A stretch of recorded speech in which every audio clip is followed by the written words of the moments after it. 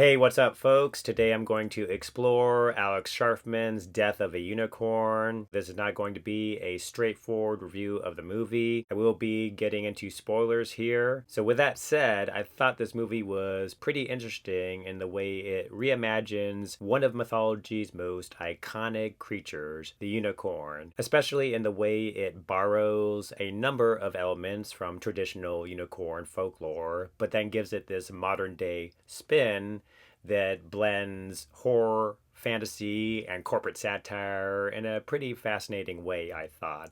So, with that said, let's look at the figures of the unicorn in this movie and explore a little bit the way it honors traditional unicorn lore but then revamps it in a modern way. The story kicks off when Elliot Kittner, played by Paul Rudd, and his daughter Ridley, played by Jenna Ortega, accidentally hit and kill a unicorn with their car. This tragic accident sets off a chain of events that entangles them with Elliot's boss, Odell Leopold, played by Richard E. Grant. His company begins exploiting the unicorn's miraculous properties, using its horn and blood to develop a cure for his terminal illness. But as is often the case in horror, playing with forces beyond our understanding has nightmarish consequences. What's truly remarkable about Death of a Unicorn is its deep dive into unicorn mythology and history.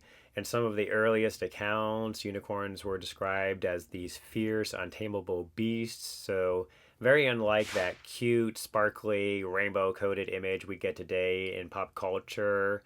Also, interestingly, these early accounts come from natural history instead of myth and fairy tale.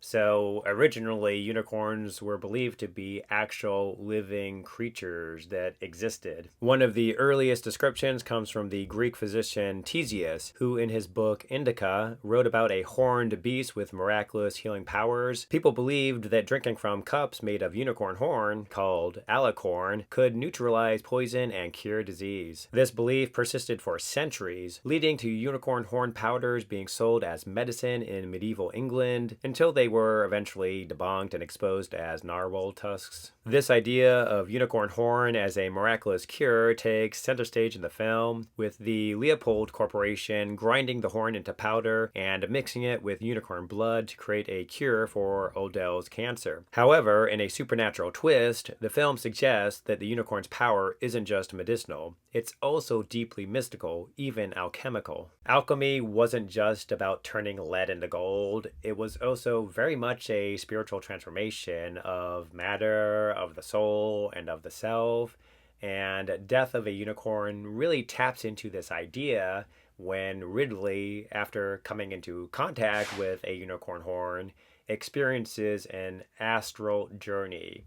A moment that strongly suggests in the film that the unicorn's magic isn't just about healing the physical body. It's also about expanding consciousness and bridging the gap between the material world and the cosmic. This ties into a key theme in alchemy, the microcosm and macrocosm. The idea that an individual, the microcosm, reflects the greater universe, the macrocosm. For Ridley and later Elliot, their connection with the unicorn isn't just biological. It's spiritual, a reconnection to something primal and universal. One of the most intriguing plot threads is Ridley's research into the Unicorn Tapestries. And by the way, the real Hunt of the Unicorn Tapestries, which are housed at the Metropolitan Museum of Art, depict the medieval legend of a unicorn captured by a virgin, which traditionally has been interpreted as a symbol of purity and Christ-like sacrifice. But the movie takes creative license here and adds a final, unfinished tapestry with a brutal twist: the unicorn's retaliation.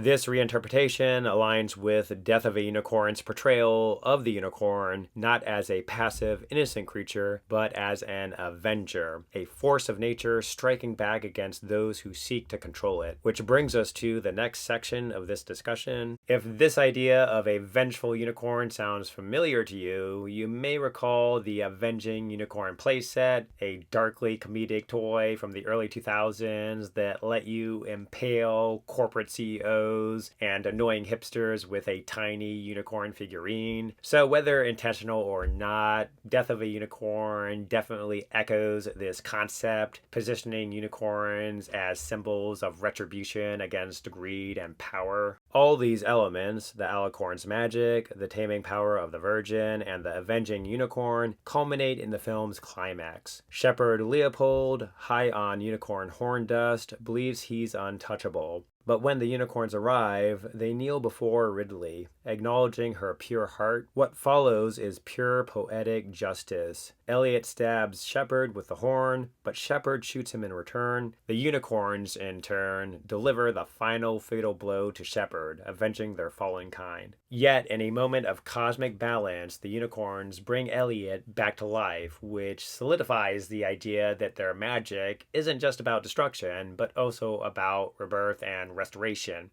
And for me, their transformation from dark, vengeful beasts into radiant white creatures mirrors the ending of Jim Henson's The Dark Crystal, where the Skeksis and Mystics reunite into a singular enlightened form. Death of a Unicorn isn't a perfect film. Its execution sometimes stumbles under the weight of its own ambition, but what it delivers is perhaps the most complex, thought-provoking depiction of unicorns in modern cinema. It reclaims them from sanitized fantasy and restores them as the powerful, mysterious beings they once were. Reminders that nature, magic, and nature's vengeance are forces that cannot be tamed. Anyway, what did you think of Death of a Unicorn? Let us know in the comments, and don't forget to like and subscribe, and we'll look forward to seeing you next time here.